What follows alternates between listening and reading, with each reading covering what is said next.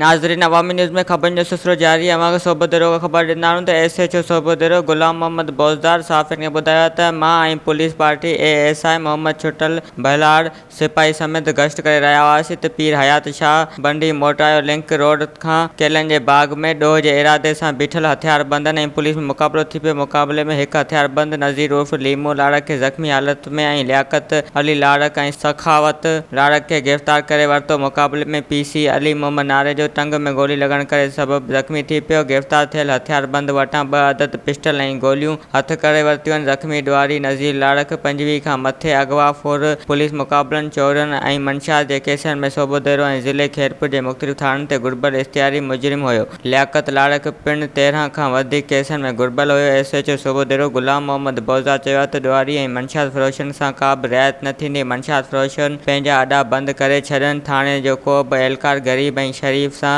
ज़्यादती न कंदो। कंहिं बि एहलकार ज़्यादती कई त सख़्तु क़दम खंयो वेंदो। वधीक ख़बरनि ऐं तफ़सील जे लाइ विज़िट कयो असांजी वेबसाइट awami news hd.com ऐं ॾिसंदा रहो अवामी न्यूज़ HD।